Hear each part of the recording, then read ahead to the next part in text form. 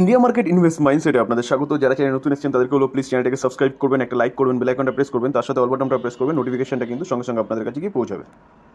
দেখুন, market close হয়ে গেছে, তো মার্কেট রিলেটেড নিউজ নিয়ে চলে এসেছি। চলুন আমরা দেখে নিই আজকে নিফটি কেন পড়েছে, এবং তার সাথে সাথে মিড ক্যাপ ইন্ডেক্স বলুন বা স্মল ক্যাপ ইন্ডেক্সের বলুন অবস্থা তো আরও খারাপ। তো চলুন আগে বোঝার চেষ্টা করি এই ইন্ডেক্সগুলো কেন পড়েছে।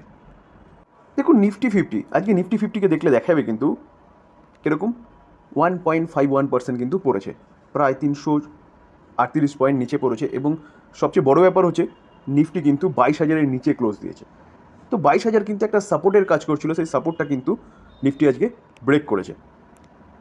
দেখুন, আমরা যদি স্মল ক্যাপ ইন্ডেক্সকে দেখি তাহলে নিফটি তো 1.5%-এর কাছাকাছি পড়েছে। স্মল ক্যাপ ইন্ডেক্সকে দেখলে দেখা যাবে কিন্তু দেখুন 5%-এর ওপরে পড়ে গেছে। দেখুন, মিড ক্যাপ ইন্ডেক্সকে যদি দেখি, নিফটি মিড ক্যাপ ইন্ডেক্স, তাই নিফটি মিড ক্যাপ ইন্ডেক্সও কিন্তু 4%-এর ওপরে পড়েছে। দেখুন, কালকে কিন্তু আমরা মার্কেট রিলেটেড নিউজে আলোচনা করেছিলাম যে যেই ইন্ডেক্সগুলো যত বেশি আপসাইড মুভমেন্ট দেখিয়েছে সেই ইন্ডেক্স কিন্তু তত বেশি পড়ার সম্ভাবনা আছে। কারণ কি? কারণ মার্কেটে কিন্তু এখন আনসার্টেনিটি রয়েছে। মানে লোকসভা ইলেকশন সামনে আসতে চলেছে, লোকসভা ইলেকশনে কী হবে সেই যুদ্ধ কিন্তু অলরেডি শুরু হয়ে গেছে।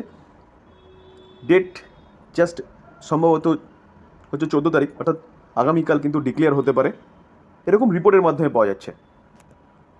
দেখুন, এই আর্টিকেল দেখলে দেখা যাবে রিপোর্ট সেজ কি 14ই মার্চ অর্থাৎ আগামীকাল কিন্তু 2024-এর যে লোকসভা ইলেকশন, সেই ইলেকশনের হয়তো ঠিক আছে, লাইকলি অ্যানাউন্স হতে পারে, অর্থাৎ হয়তো অ্যানাউন্সমেন্ট হতে পারে।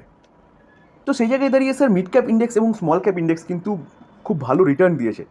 ইন্ডেক্সের কথা বলছি, তাহলে স্বাভাবিকভাবে ইন্ডেক্স কাকে নিয়ে গঠিত হয়?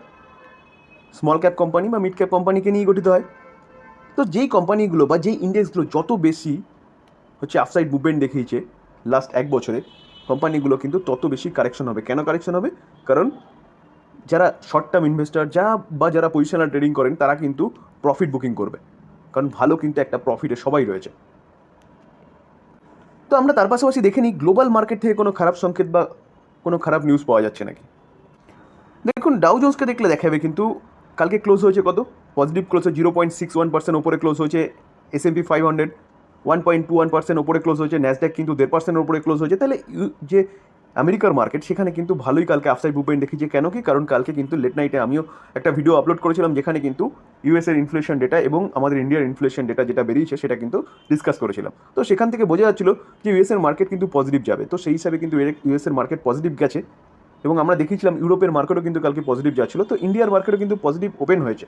ওপেন হওয়ার পরে কিন্তু প্রেশারটা দেখা গেছে। চলুন আমরা একটু ইউরোপের মার্কেট দেখে নিই। দেখুন, জার্মানির মার্কেটকে দেখলে দেখা যাবে কিন্তু জার্মানির মার্কেট পজিটিভ ওপেন হয়েছে। ইউকের মার্কেটও পজিটিভ রয়েছে, ফ্রান্সের মার্কেটও পজিটিভ রয়েছে। তো সেই জায়গায় দাঁড়িয়ে গ্লোবাল মার্কেট থেকে যে প্রেশার, সেই প্রেশার কিন্তু দেখা যাচ্ছে না, যেখানে আমরা কিন্তু দেখতে পারলাম যে কি ইউরোপের মার্কেট কিন্তু ভালো পজিটিভ ওপেন হয়েছে এবং চলছে। তার পাশাপাশি হ্যাংসেংয়ের মার্কেট অর্থাৎ চায়নার মার্কেট যদি আমরা দেখলে দেখা যাবে কিন্তু ফ্ল্যাট চলছে। তাইওয়ানের মার্কেট পজিটিভ রয়েছে। তবে নিকির মধ্যে অর্থাৎ জাপানের মার্কেটের মধ্যে কিন্তু যে সামান্য একটা গিরাবাট দেখা গেছে 0.40%। আমাদের নিফটি বলুন বা স্মল ক্যাপ ইন্ডেক্স বলুন বা large cap index mid cap index বলুন, যেরকম পড়েছে সেরকম কিন্তু গিরাবাট কিছু দেখা যায়নি। তাহলে স্যার আমরা যদি অ্যানালাইসিস করার চেষ্টা করি যে নিফটি কেন পড়েছে, নিফটি পড়ার পিছনে কারণ কিন্তু বলতে পারেন যে একমাত্র সেলিং প্রেশার অর্থাৎ প্রফিট বুকিং। কারণ নিফটি কন্টিনিউয়াসলি কিন্তু হাইয়ের পর হাই মেরেই যাচ্ছিল 18,000 ক্রস করার পরে। দেখুন, আমরা যদি এক মাসের চার্ট দেখলে দেখা যাবে নিফটি এখনও এক মাসে কিন্তু পজিটিভ রয়েছে 0.72%। আমরা যদি 6 মাসের চার্ট দেখলে দেখা যাবে নিফটি 10%-এর কাছাকাছি কিন্তু পজিটিভ রয়েছে। তো স্বাভাবিকভাবে এতটা আপসাইড মুভমেন্ট দেখালে কিছুটা প্রফিট বুকিং তো হবেই। তো সেই প্রফিট বুকিং বলতে পারেন, যেখানে আমরা কিন্তু দেখলাম ইন্ডিভিজুয়ালি কোনো জায়গা থেকে কোনো রকম খারাপ নিউজ কিন্তু পাওয়া যায়নি।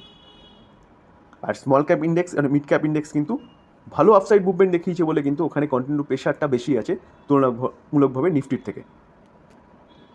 তো স্যার এই হচ্ছে আজকে Nifty, small cap index, mid cap index বা সেন্সেক্স পড়ার পিছনে কারণ।